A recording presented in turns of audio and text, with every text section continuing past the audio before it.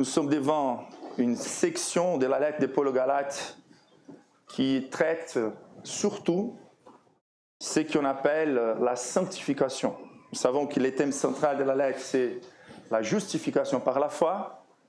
Sauf que dans la conception de l'apôtre Paul, pour plus qu'il soit surtout en train d'exploiter un terme qui a plutôt des justices, un terme forensique, la justification, c'est un terme qui fait référence à la cour, à une cour des jugements, où une personne est déclarée devant les juges comme en étant juste.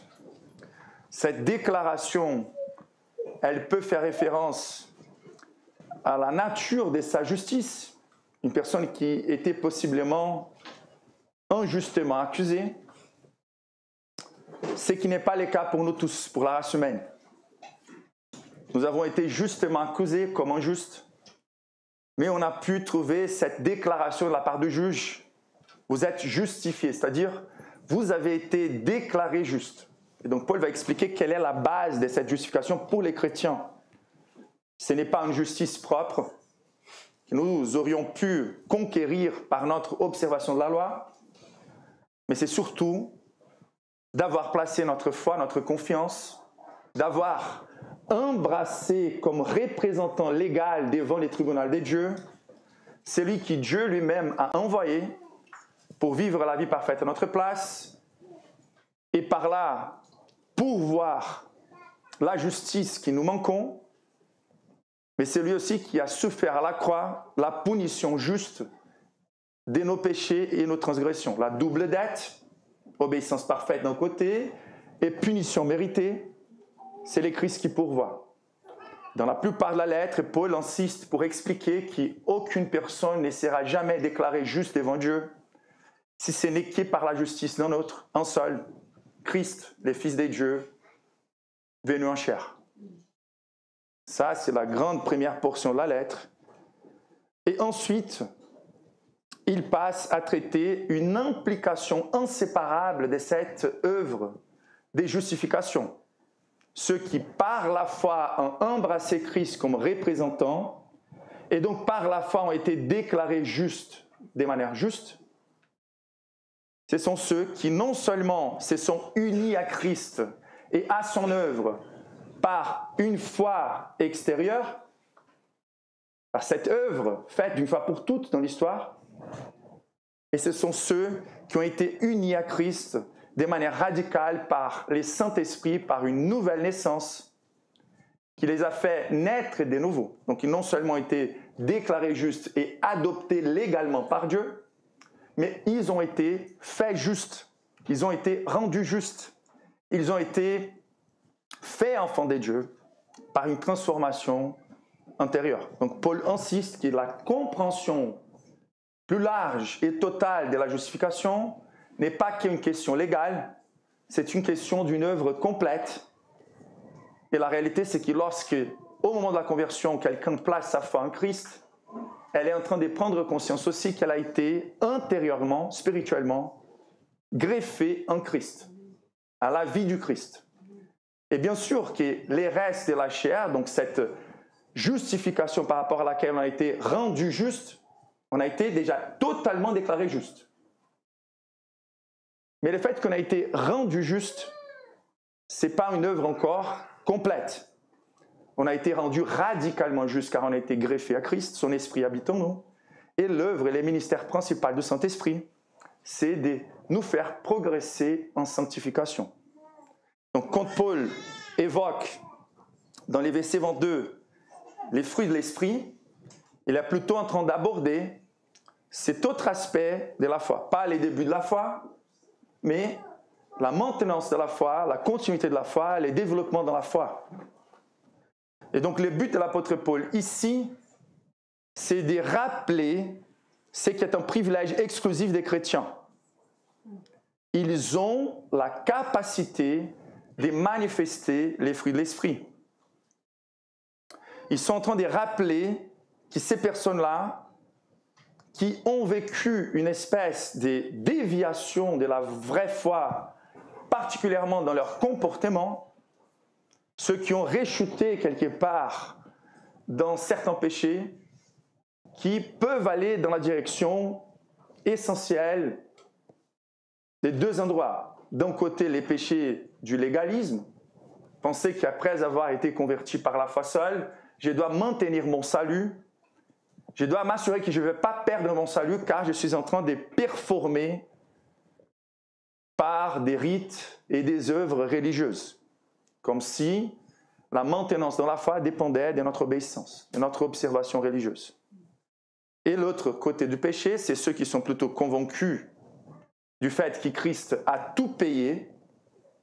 Ils se sont menés dans une direction de se dire, donc quand Jésus a tout payé déjà, je vais me livrer au péché.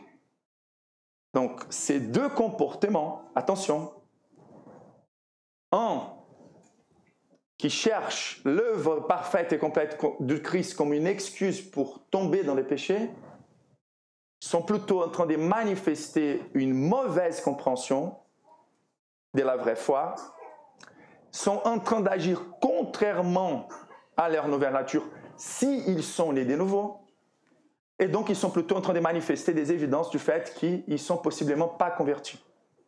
Si une personne dit « Jésus a tout payé, je peux me plonger dans les péchés », c'est plutôt une manifestation qui devrait nous faire douter de l'authenticité de son salut. Et de l'autre côté, ceux qui se disent « c'est par mes efforts, par mon observation religieuse que je vais maintenir mon statut d'enfant devant Dieu », ils n'ont rien compris non plus. Car ceux qui ont passé d'esclaves à enfants, la condition d'enfant ne change jamais.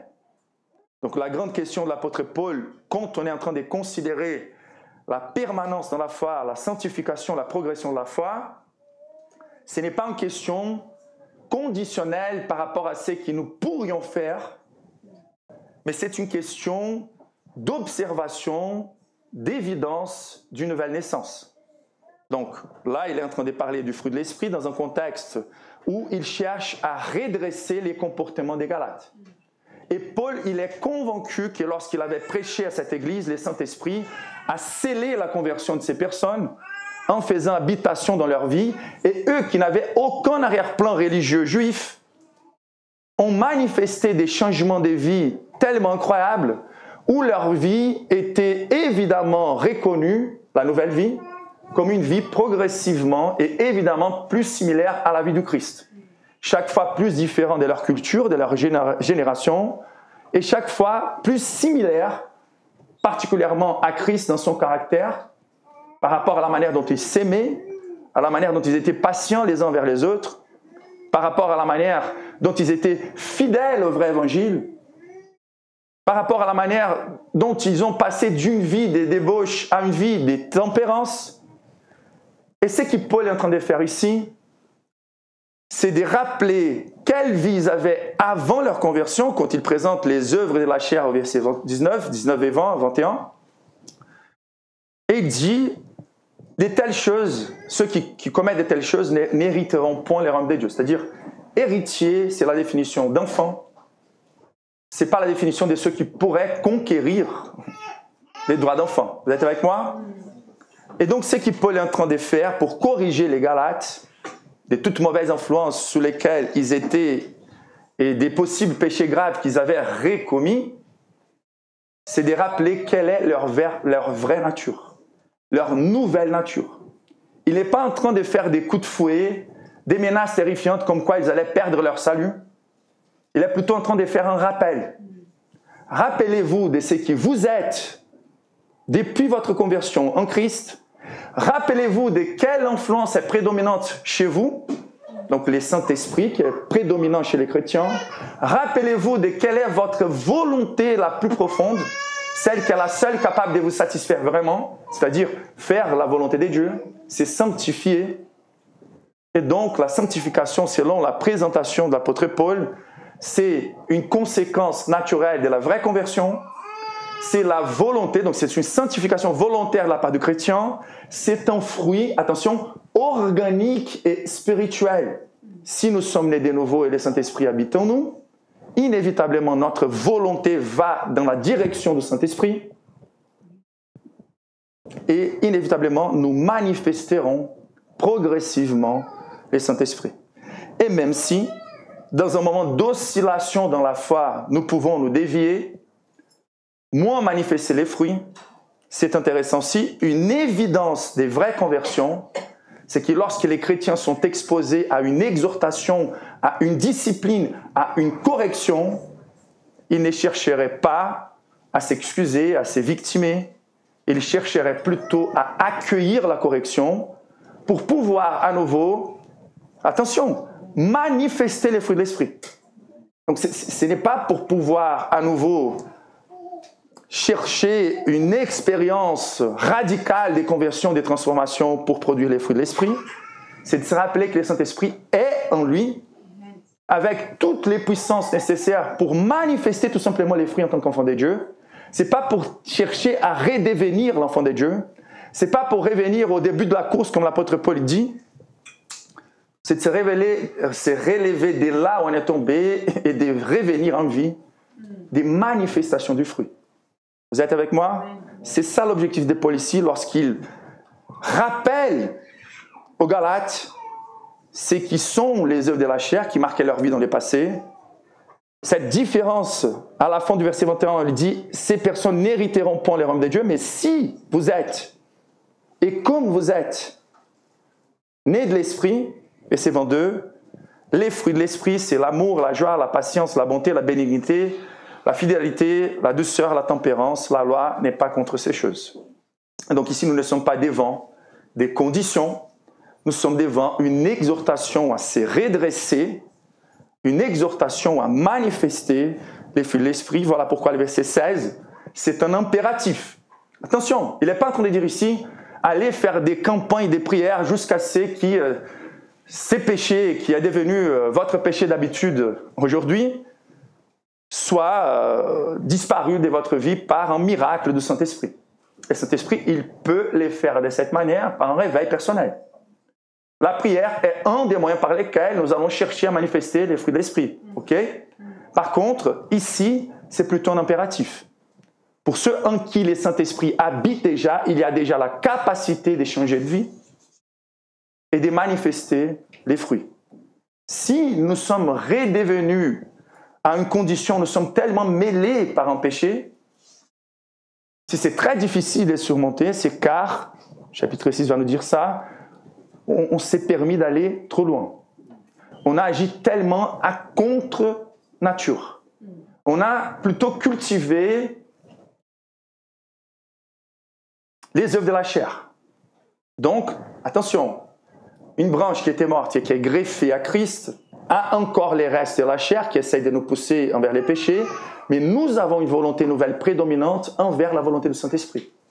Et si nous sommes greffés à Christ, cette vie prédominante du Christ, cette présence du Saint-Esprit, sera celle qui va prévaloir contre les restes de la chair, qui est déjà crucifiée, qui est en train de mourir, selon les passages. Et donc, les influences du Saint-Esprit, elles sont en train de se manifester de manière permanente, prédominante en nous, et les restes de la chair ne peuvent pas résister à ces développements spirituels. Donc c'est un redressement. Et la question principale pour nous, c'est de nous rappeler que les fruits de l'esprit est donc une évidence. Okay? Ce n'est pas une condition, c'est une évidence nécessaire et c'est une évidence suffisante car aucun non-chrétien n'arrive à vivre ce qui signifie les fruits de l'esprit. C'est suffisante et nécessaire pour identifier un vrai héritier. Donc si nous sommes en train de chercher à nous assurer de notre foi, il faut qu'on soit sûr que nous avons cette capacité de manifester les fruits selon l'œuvre du Saint-Esprit. Les fruits de l'Esprit est essentiellement une union tellement vitale à Christ qui non seulement produit une connaissance expérimentale du Christ, le Saint-Esprit révèle Christ à nous. Donc quand on pense à ses vertus, amour, joie, paix, patience, bonté, elles sont sublimement connues et retrouvées en Christ. Surtout par l'Évangile. Donc c'est une connaissance expérimentale du Christ et de l'Évangile qui va engendrer en nous, par cette union avec Christ, la possibilité que le Christ lui-même soit manifesté, non seulement à nous, mais à travers nous. Donc les fruits, l'Esprit, c'est révéler Christ à nous, former Christ en nous. Et donc, il produit également la vie du Christ dans nos membres depuis l'être intérieur. C'est la réalité du chrétien. Et ça devrait corriger beaucoup des mauvaises compréhensions de nos jours par rapport à la sanctification, qui parfois vont trop exagérer un travail unilatéral du Saint-Esprit. Les personnes sont toujours dans la dépendance qui, par des baguettes magiques ou des miracles ou des campagnes, les choses changent dans nos vies, et qui oublient là la responsabilité que nous avons pour cultiver cette transformation, pour manifester.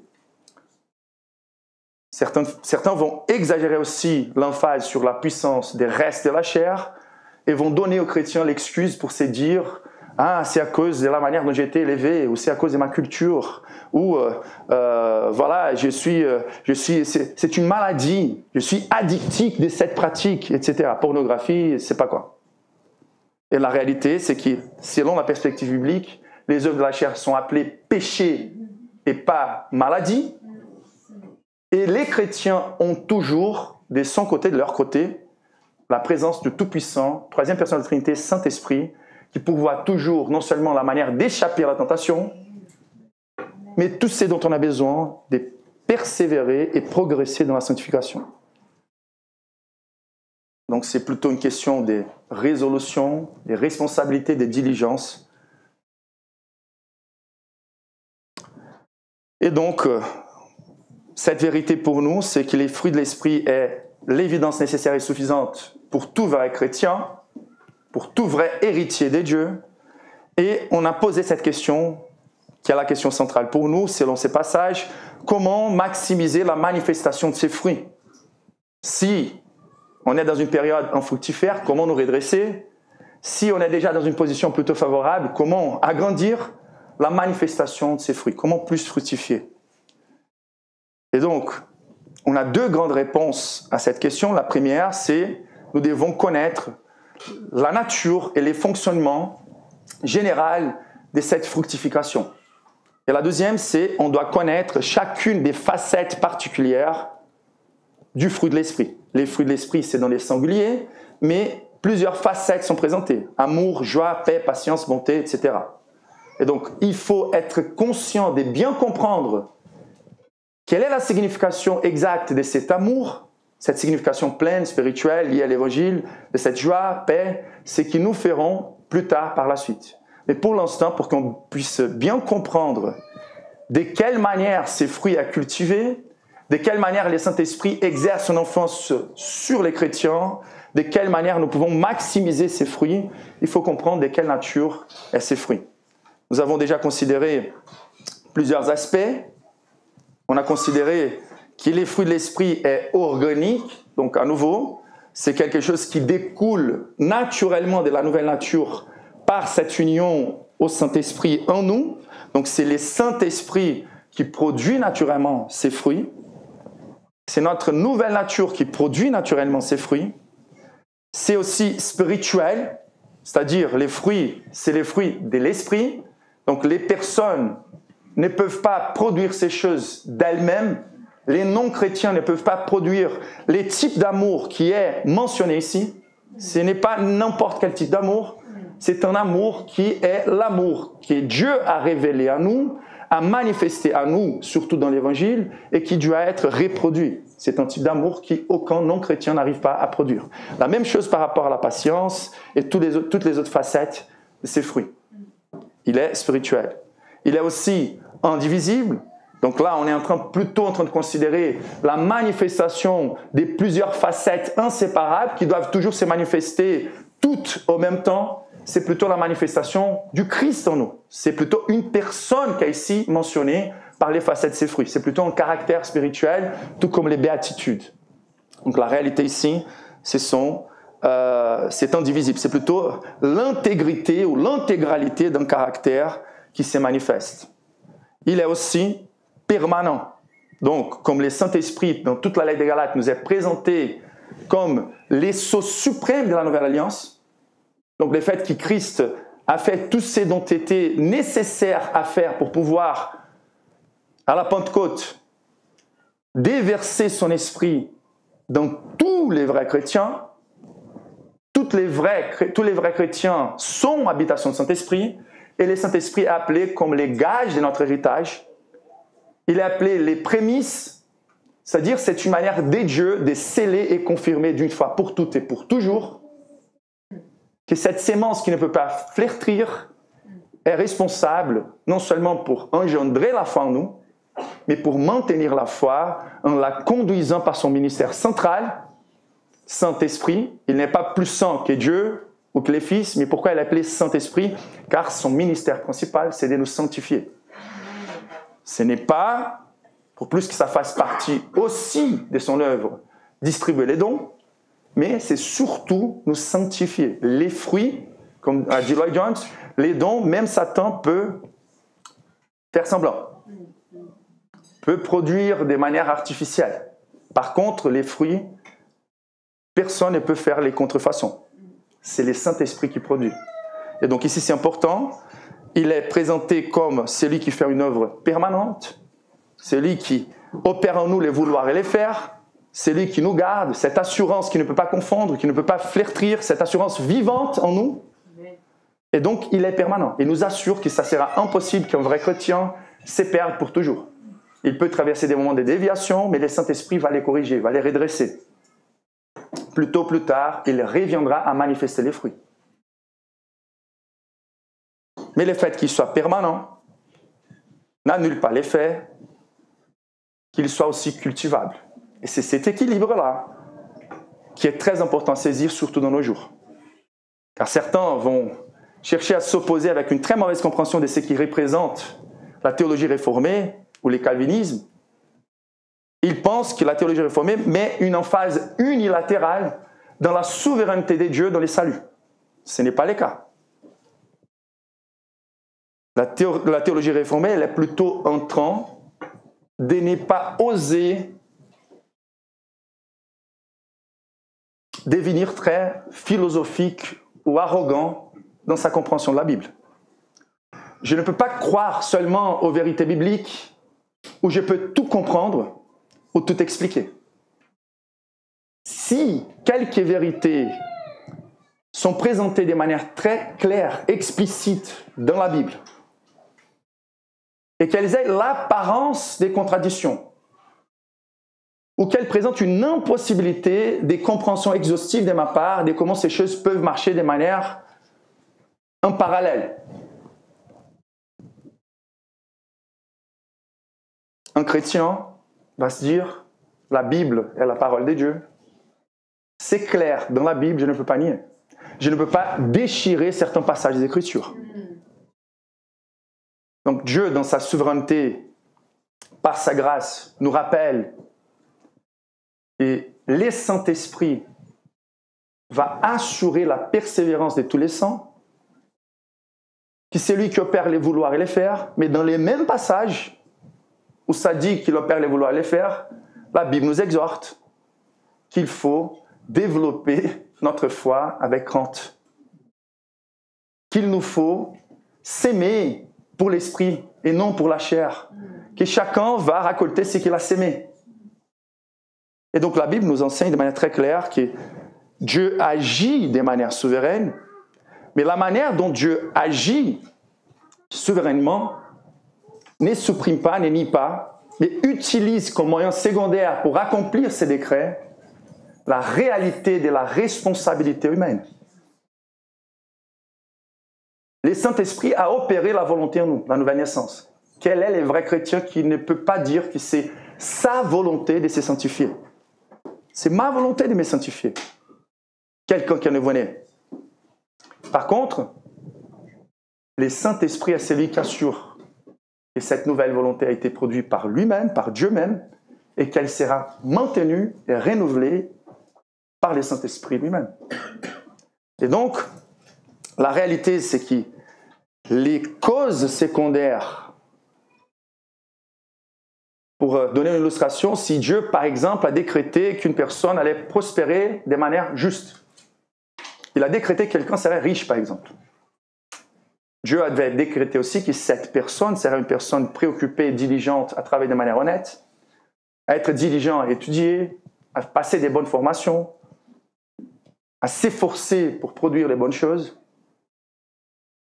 Si Dieu a décrété, par exemple, que j'allais peut-être faire tomber mon portable, il a décrété aussi la loi de la gravité. Les causes secondaires, elles existent de manière réelle. La responsabilité humaine est réelle. Et tout vrai chrétien sera responsable et diligent. Pour plus qu'un chrétien légitime soit résistant à croire à ces vérités, il va se dire, donc si c'est comme ça, je ne vais rien faire, je ne vais pas lire ma Bible. Tu vas voir, j'ai la capacité de résister. Si il est vraiment chrétien, il n'arrivera jamais à faire ce qu'il est en train de dire qu'il peut faire. Car le Saint-Esprit a opéré dans la volonté.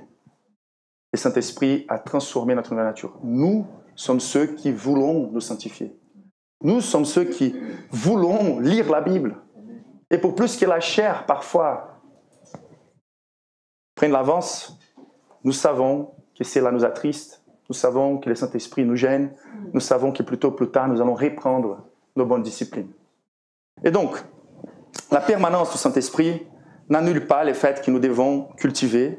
L'aspect cultivable du fruit de l'Esprit, il est évident dans plusieurs passages. Par exemple, en Philippiens, chapitre 2, verset 12. « Ainsi, mes bien-aimés, comme vous avez toujours obéi, travaillez à votre salut avec crainte et tremblement, non seulement comme en ma présence, mais bien plus encore maintenant que je suis absent, car c'est Dieu qui produit en vous les vouloir et les faire, selon son bon plaisir. » Nous donc aussi, Hébreux 12, puisque nous sommes environnés d'une si grande nuée de témoins, rejetons tout fardeau et les péchés qui nous enveloppent si facilement et courons avec persévérance dans la carrière qui nous est ouverte. À nous de courir, à nous d'aspirer, à nous de désirer, ayant les regards fixés sur Jésus. Donc ça, c'est vraiment la vision béatifique pour tous les vrais chrétiens. Les chefs et consommateurs de la foi, l'auteur et les consommateurs de la foi. Vous êtes avec moi? C'est lui qui a commencé, c'est lui qui va finir la foi. C'est lui les chefs et les consommateurs. Mais comment les textes avaient commencé? Puisque nous sommes environnés d'une si grande nuée de témoins, tous ces hommes de Dieu qui ont vécu une vie très belle au long de l'histoire. On est motivé, on doit suivre ses pas, on veut courir la course, mais nous contemplons les chefs et les consommateurs de la foi, qui ont vu de la joie qui leur était réservée, a souffert et méprisé l'ignominie, et s'est assis à la droite du trône de Dieu. Et là, verset 3, il dit, « Considérez en effet celui qui a supporté contre sa personne une telle opposition de la part des pécheurs, afin que vous ne vous laissez point l'âme découragée. Vous n'avez pas encore résisté jusqu'au sang en luttant contre les péchés. » Qu'est-ce que Dieu attend de nous? Que nous résistions jusqu'au sang luttant contre les péchés. C'est une bataille réelle. Mais l'assurance qui nous encourage, l'assurance de laquelle nous dépendons pour progresser dans la foi, c'est de savoir que Jésus est l'auteur et le consommateur de notre foi.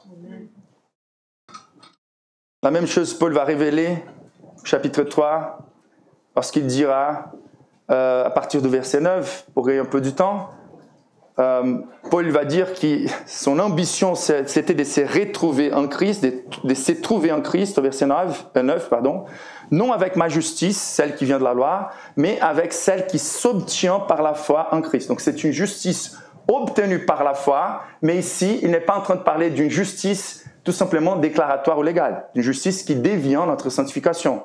La justice qui vient des dieux par la foi, afin de connaître Christ et la puissance de sa résurrection et la communion de ses souffrances, en devenant conforme à lui dans sa mort, pour parvenir, si je puis, à la résurrection d'entre les morts. Donc il est en train d'inclure même les souffrances qu'on traverse dans la vie, non comme une excuse pour nous décourager ou tomber dans un péché, mais comme un moyen de nous retrouver en participant des souffrances du Christ.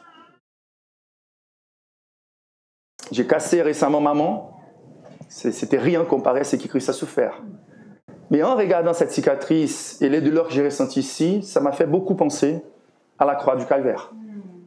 Comprenez? Ici, Paul est en train de parler des choses beaucoup pires que ça. Mais comment lier les difficultés qu'on traverse aux souffrances du Christ et nous laisser par l'Esprit être conduits par nos épreuves à ce que Paul est en train de dire ici. Malgré les difficultés, les détresses, je suis conduit envers les prix. Donc remarquez ça bien, au verset 12. Ce n'est pas que j'ai déjà emporté les prix ou que j'ai déjà atteint la perfection, mais je cours pour tâcher de les saisir, puisque moi aussi j'ai été saisi par Jésus-Christ. C'est quoi la vraie vie chrétienne? Langage des Jeux olympiques, langage d'une course olympique.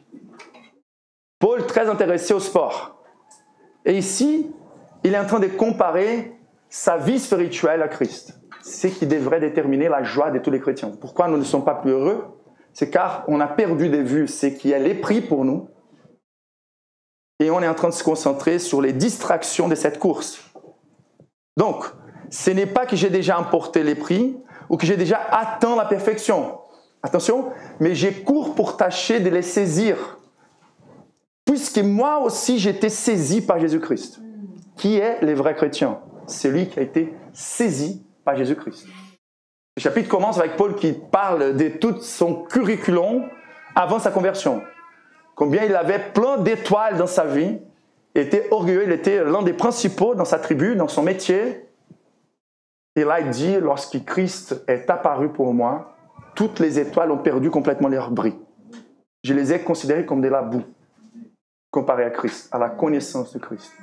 Donc, quelle était, à partir de là, son ambition suprême? Qui est le vrai chrétien? C'est lui qui a passé par une telle transformation dans sa vie, et son cœur, sa vie, sa vision, son prix était de connaître davantage les Christ et se conformer à lui, que ce soit par les souffrances ou pour n'importe quelle circonstance de vie. Donc ici, il est en train de dire, j'étais saisi par les Christ. Remarquez bien, quelles sont les motivations derrière tous les renoncements qu'un athlète va faire dans sa vie. Il ne va pas sortir, il ne va pas manger beaucoup de choses, il va s'exercer énormément. Travailler tous les jours, même pendant les vacances, il veut être le mieux. Pourquoi? Car son ambition idolâtre est fixée sur un prix, sur un trophée. Quel est notre trophée en tant que chrétien?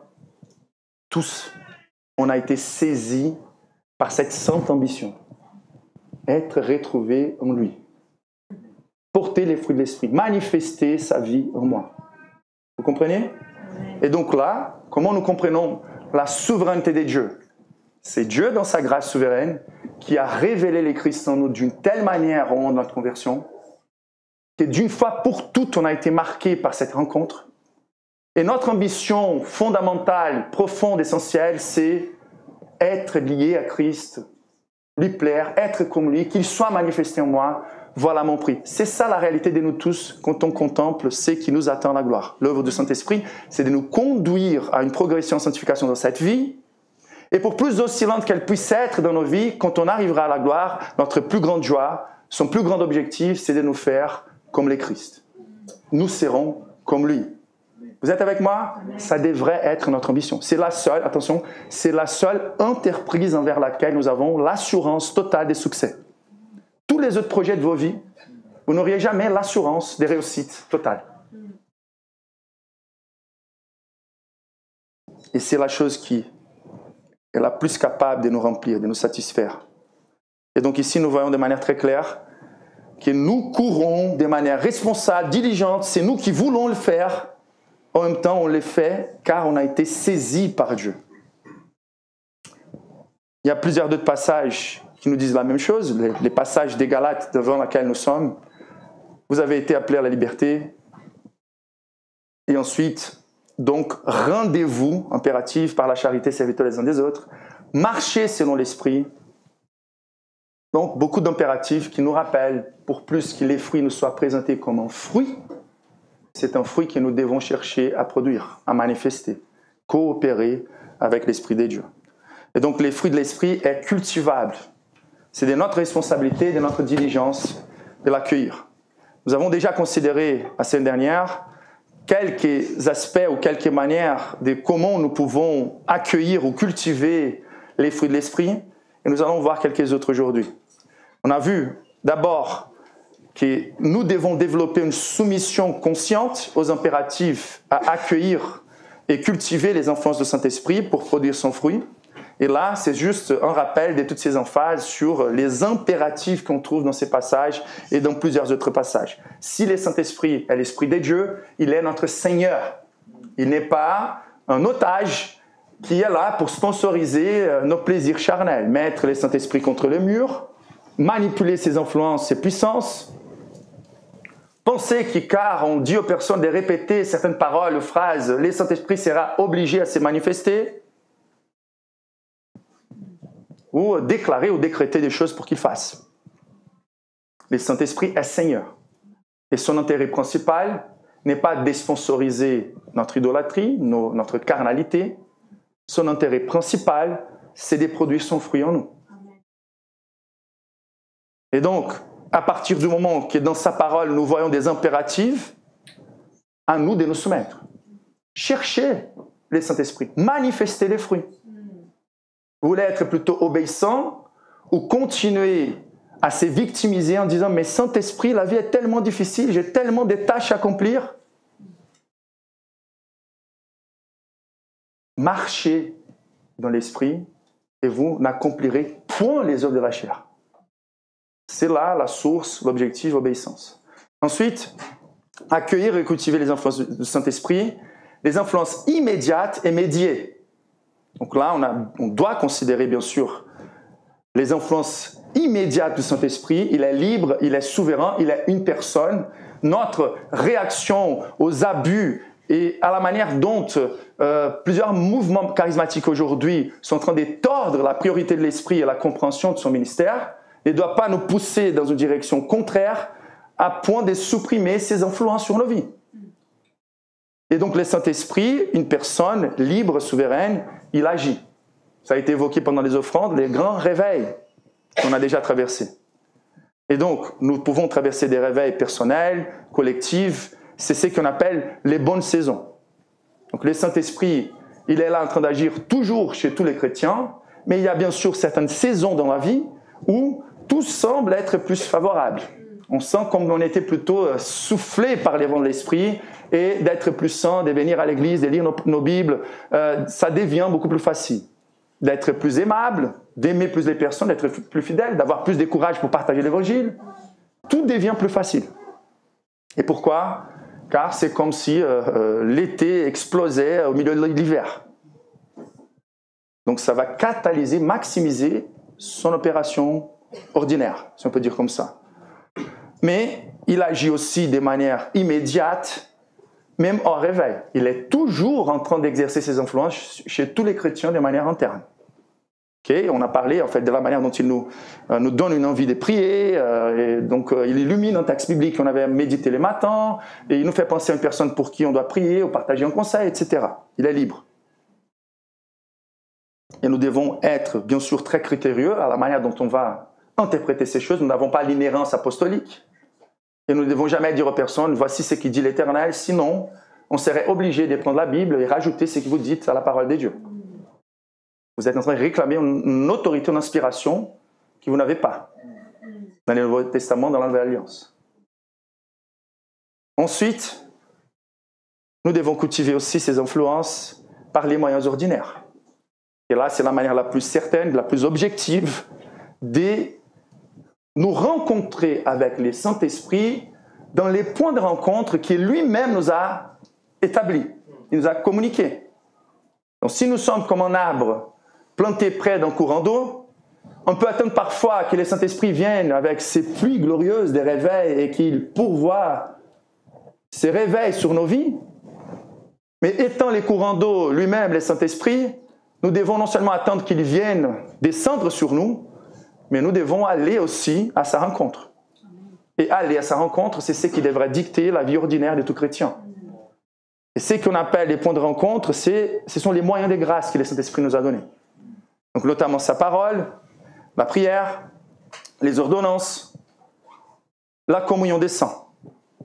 Donc tout ce qui représente les disciplines spirituelles, personnelles ou communautaires, c'est là et surtout là que l'impératif du Saint-Esprit envers nous se dirige. Donc par exemple, lorsque la parole de Dieu est prêchée, et le Saint-Esprit fait usage d'un prédicateur pour laisser, non seulement pour nourrir toute la communauté, mais pour donner l'impression à certains d'entre nous que Dieu est en train de nous parler directement, par exemple. C'est par les conseils, par exemple, des pasteurs, des prédicateurs, que nous pouvons avoir la perception, et nous sommes plutôt en train de vouloir nous conduire par la perception des situations ou une décision qu'on est en train de nous laisser conduire parfois par la chair. Et lorsqu'on reçoit un conseil d'un membre de l'Église, un frère, une sœur,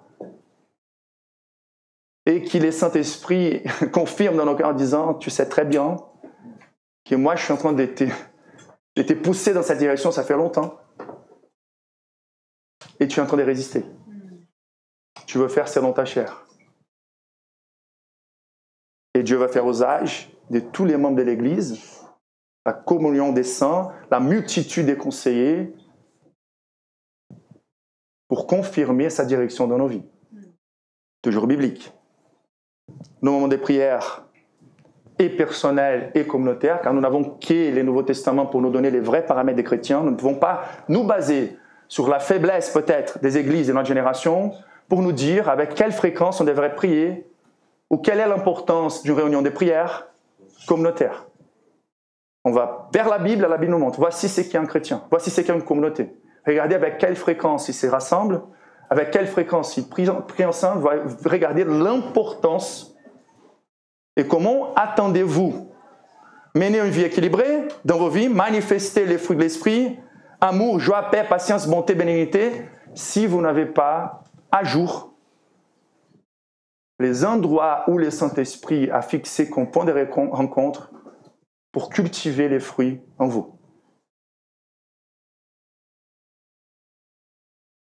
Et c'est intéressant car nous ne pouvons jamais faire la distinction, la division entre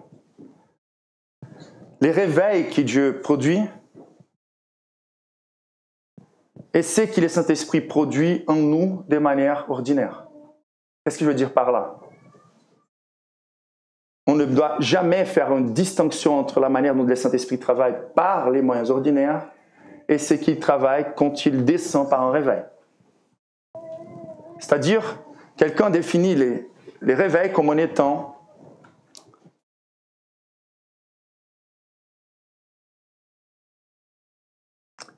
lorsque le Saint-Esprit honore de manière extraordinaire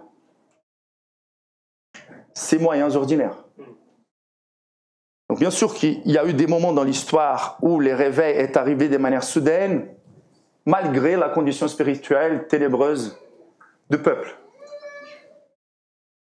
Mais c'est très intéressant aussi que l'engagement et l'implication envers les moyens des grâces, dans la plupart des cas, ont été les prémices d'un réveil. C'est les premiers travaux du Saint-Esprit, faire que les personnes soient plus intéressées à la Bible, à l'Église, plus assidues, qu'elles cherchent avec plus de hâte la présence du Saint-Esprit, qu'elles prient plus pour la manifestation du fruit de l'Esprit. Et le réveil devient une espèce de conséquence. Donc, les résultats d'un réveil, c'est toujours d'amplifier davantage la diligence dans les moyens des grâces. Donc, la diligence pour cultiver la vie de l'esprit dans les moyens des grâces, c'est aussi une cause que les résultats de l'œuvre du Saint-Esprit. C'est ce qui a conduit Jonathan Edwards à dire que les manifestations extérieures d'une œuvre légitime du Saint-Esprit peuvent nous tromper. On ne peut pas établir un motif dans une église qui est sous la visitation du Saint-Esprit en disant à chaque fois que le Saint-Esprit vient, les personnes doivent manifester ses dons. Ou à chaque fois que le Saint-Esprit vient, les personnes doivent agir comme ceci ou cela, crier, sauter des joies, etc. Donc chacun de nous va réagir. Tout comme par exemple quand on va à une équipe de foot gagner un prix, une compétition. Certains vont tomber par terre et pleurer, d'autres vont sauter des joies. C'est clair que lorsque le Saint-Esprit agit, on ne peut jamais rester apathique. Mais la réalité, c'est qu'on devrait être plus intéressé par la manifestation du fruit de l'esprit que dans la manière dont les personnes puissent agir ou réagir de manière plus mature, moins mature, quand elles sont sous l'impact de la révélation glorieuse du Christ et de la manière dont le Saint-Esprit est en train d'agir dans leur vie. Le fait, c'est que c'est impossible, ceux qui réclament l'œuvre du Saint-Esprit, de ne pas progresser en amour, en patience, en joie, en paix, pour Christ surtout, pour leurs semblables, pour les perdus. C'est impossible qu'ils ne soient pas plus engagés et plus diligents dans leur lecture biblique, dans leurs prières, dans leur vie communautaire, etc.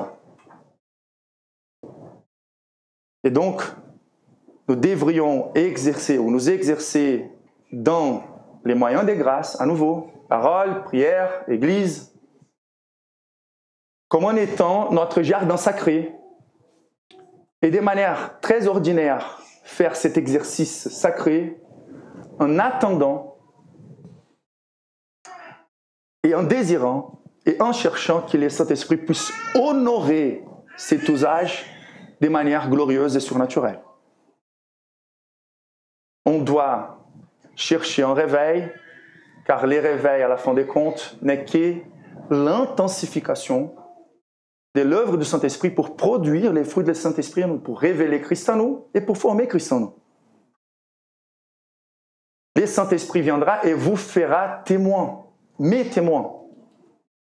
Une autre définition de réveil très importante, c'est lorsque Dieu nous fortifie pour témoigner en nous traitant de manière très intime, en affirmant son amour paternel. Christ a dû faire face à la croix, à la montagne de la transfiguration, le ciel va s'ouvrir et le Père va dire au Fils, « Voici mon Fils bien-aimé, à lui écoutez. » Donc le ministère du Saint-Esprit, c'est d'approfondir la conviction de l'amour paternel de Dieu en nous, afin qu'on ne puisse pas s'empêcher de manifester notre filiation divine par les fruits de l'Esprit et la proclamation de l'Évangile. C'est intéressant de remarquer de quelle manière sacrée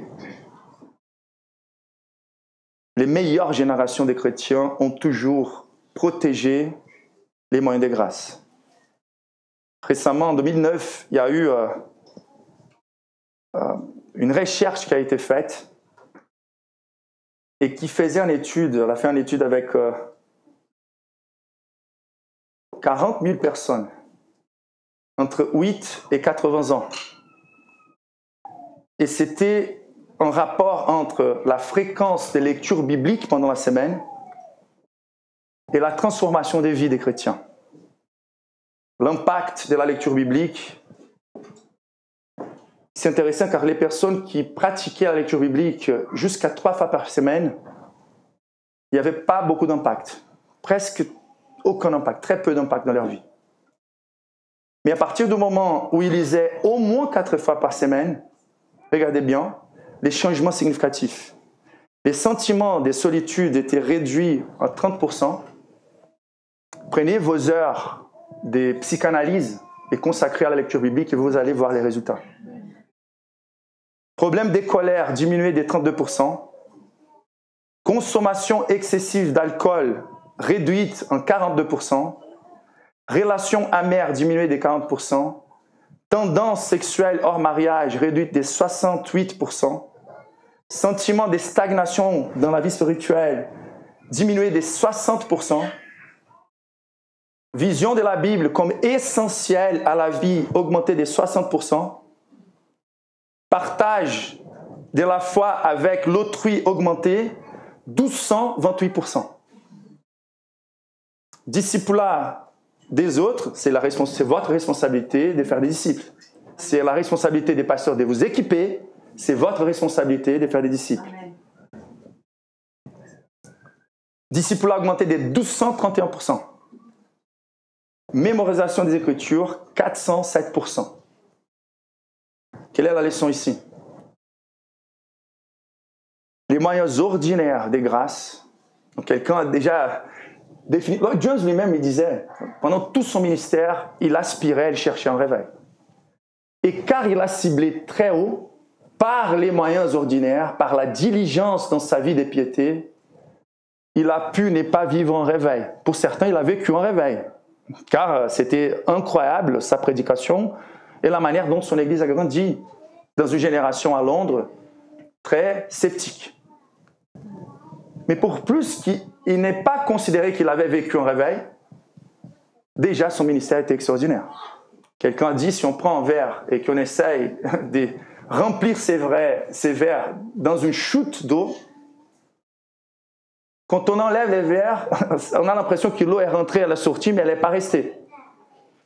Et à plusieurs reprises, quand on est dans cette diligence de chercher la présence du Saint-Esprit dans nos disciplines régulières, parfois on a l'impression que les sentiments n'ont pas changé, il n'y a aucune chose extraordinaire qui s'est passée. Mais c'est sûr et certain que les verres sortent plus purs, plus nettoyés. Vous comprenez?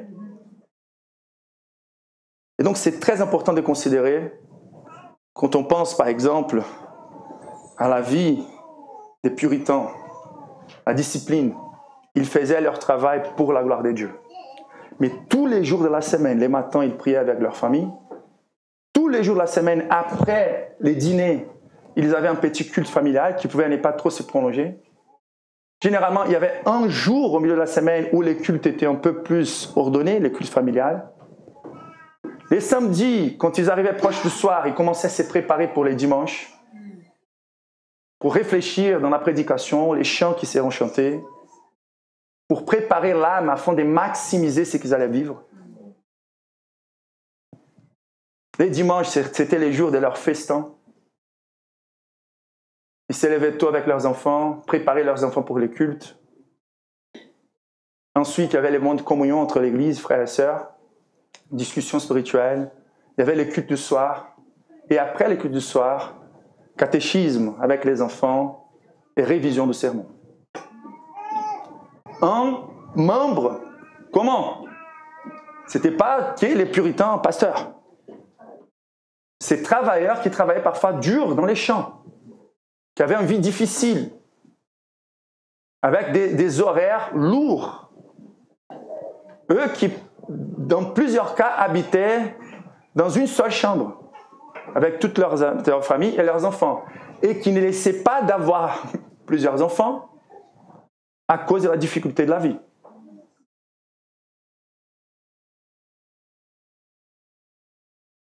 Voici les modèles que nous avons. Ce sont les modèles bibliques, ce sont les modèles des mieux moments de l'histoire de l'Église.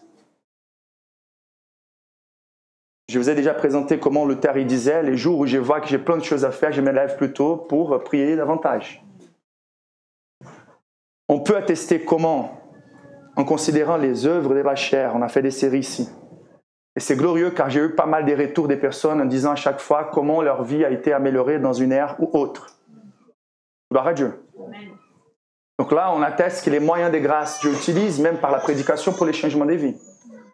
Le problème, c'est quand on a mis en place dans nos vies quelques priorités nécessaires. On a organisé notre emploi du temps pour nous battre contre certains péchés. Et cela a pris le temps pour les disciplines spirituelles.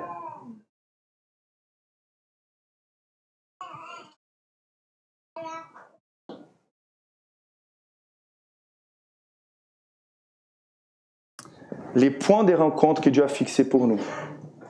Si on n'a pas la capacité d'avoir du zèle pour les bien-être personnels,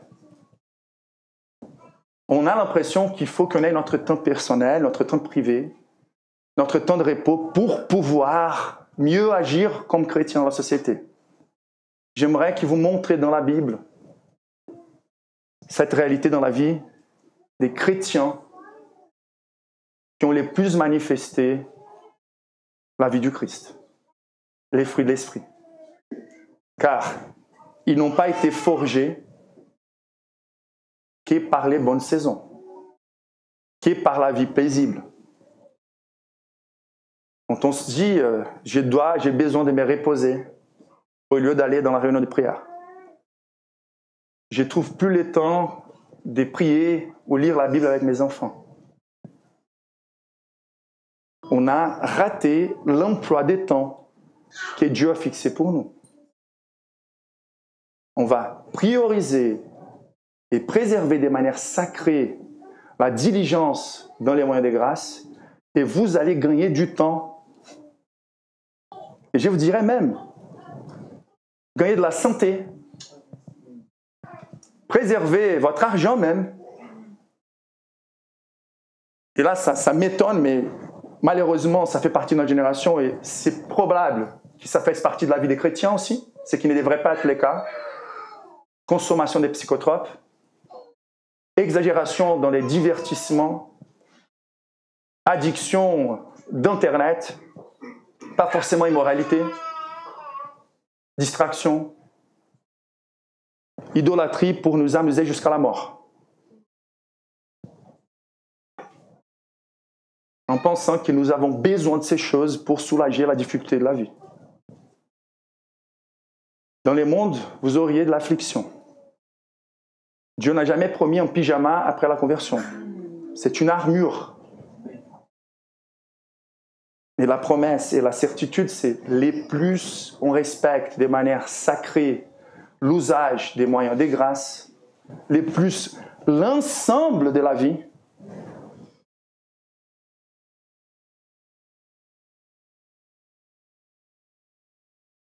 On pense que c'est cette vie organisée qui, au plus d'argent, aux meilleures conditions de vie, qui nous donnerait plus de capacités d'agir avec amour, joie, paix, patience, bonté, bénignité, fidélité, douceur et tempérance. Mais ce que la Bible insiste pour nous dire, c'est lisez votre Bible tous les jours. Priez tous les jours. Le maximum que vous poussiez, développez votre amour et votre amitié, votre service mutuel. Rendez-vous par la charité, serviteurs les uns des autres. Portez vos fardeaux. Soyez assidus dans les temples. Soyez assidus à l'église. Et il ne vous manquera aucune minute de votre vie. Car si vous cherchez d'abord et avant tout les royaumes des cieux et sa justice, toutes les autres choses seront rajoutées par-dessus. Nous ne pouvons pas douter de cet impératif divin. Ce n'est même pas une promesse, c'est un impératif. La promesse est assurée. Donc, si vous avez été béni par cette prédication, je vous prie de remercier Loïc, car dans notre réunion pastorale, il nous a rappelé en fait qu'on devrait plutôt nous plonger plus sur la considération des moyens de grâce. Ce n'est pas quelque chose qu'on soit toujours conscient. Les termes moyens de grâce, qu'est-ce que cela signifie? Les moyens de grâce, ce sont les moyens que le Saint-Esprit a déterminés. Il opérerait sa grâce en nous. Et nous ne pouvons jamais exagérer par rapport à l'importance d'être diligent dans ces moyens sacrés. Le Saint-Esprit peut apporter un réveil. Mais comme il est souverain, il peut ne pas apporter un réveil. La certitude, c'est que si nous sommes à notre poste, nous n'allons pas satisfaire les désirs de la chair. Plusieurs chrétiens semblent être dans l'infirmerie d'un hôpital de guerre, toujours en train de se battre contre les passions de la chair. La meilleure manière de résister à la chair n'est pas forcément de nous battre directement contre elle. La meilleure manière de résister à la chair n'est pas en faisant des séries de prédications contre l'immoralité sexuelle ou la pornographie. La meilleure manière de résister à la chair, c'est de cultiver positivement les fruits de l'esprit. Amen. Donc soyons diligents et responsables pour que l'esprit travaille puissamment dans nos vies. Lèvons-nous pour prier.